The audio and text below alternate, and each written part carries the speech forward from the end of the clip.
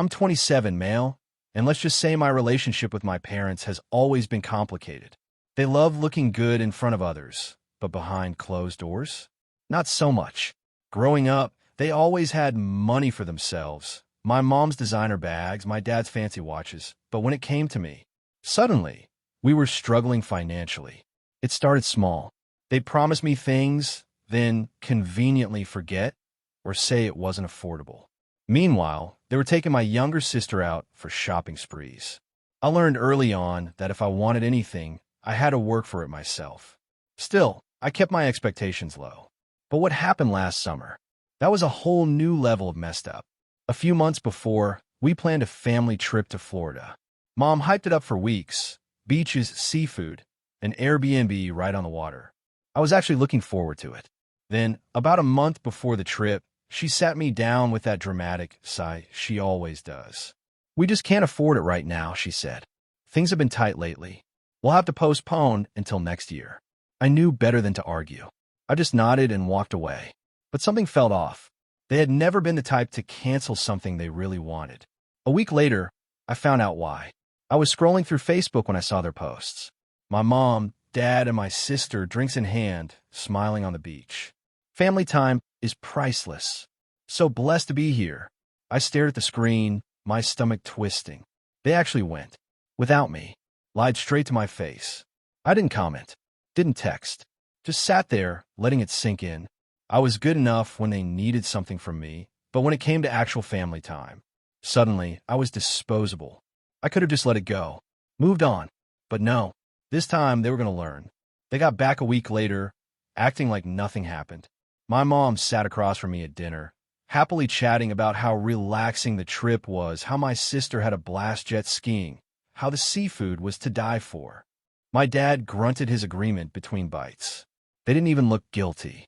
My sister, though, she looked uncomfortable. She barely spoke, just pushing her food around.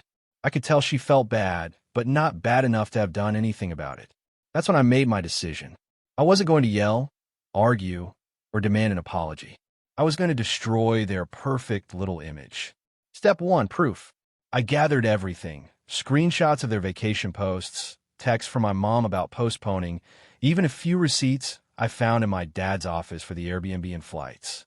I didn't know what I'd do with it yet, but I wanted every piece of evidence ready. Step 2, hit them where it hurts, their reputation. My mom is in a bunch of social clubs where she plays the devoted wife and mother role. My dad brags to his business contacts about being a family-first kind of guy. That's their whole identity. So, I made sure people saw the truth. I accidentally forwarded their vacation photos to my mom's club group chat, along with a message. So weird how they told me we couldn't afford this trip, but look how much fun they had. Guess family time only includes certain members. The fallout was instant. One of her friends responded immediately. "Wait, they told you they couldn't afford it?" Another, "Wow, that's messed up." Within an hour, my mom called me, furious. "Why would you do that? Do you have any idea how embarrassing this is?" "Not really my problem," I said. "Just sharing some happy family memories." She was livid, but she couldn't deny it. The proof was right there. Step 3, my dad's business contacts. There's this guy, let's call him Mr. J, who my dad really wanted to impress. They had been working on a deal together, and my dad was constantly bragging about how trustworthy he was. So, I sent Mr. J a little message. "Hey, Mr. J, I know my dad talks a lot about family loyalty, so I thought you might want to see what that looks like in action." He told me we couldn't afford a family trip, then took my mom and sister without me. Just something to think about before you trust his word on anything. Take care. Attached? Screenshots. Didn't expect a response, but I got one the next day. That's disappointing to hear. Thanks for the heads up. A week later, my dad came home furious. Apparently, word had spread.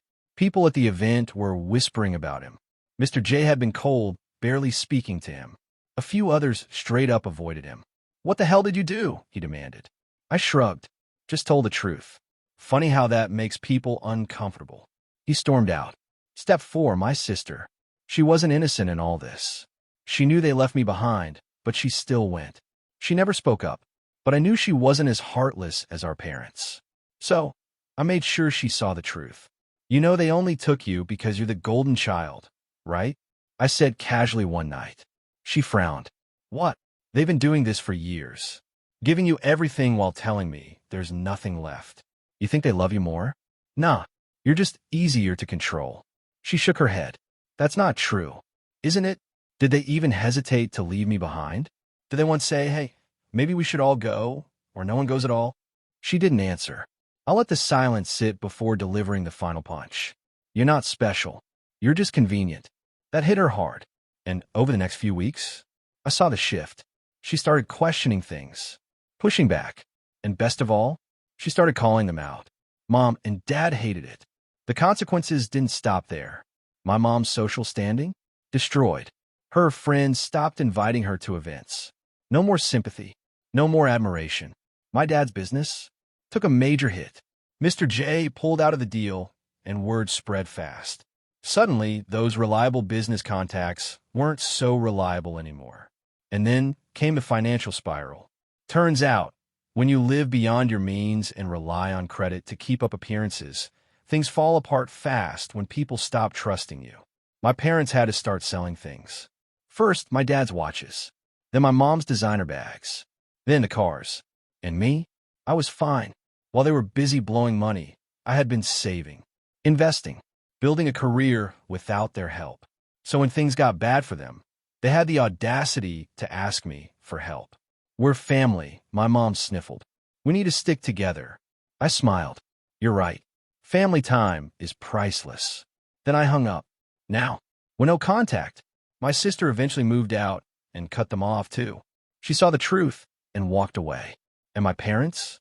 Last I heard, they were still struggling, clinging to the last bits of their fake image while everything collapsed around them. Poetic, isn't it? If you treat people like they're disposable, don't be surprised when they throw you away first. And hey, if you like this, hit that subscribe button. Unlike my parents, I actually appreciate loyalty.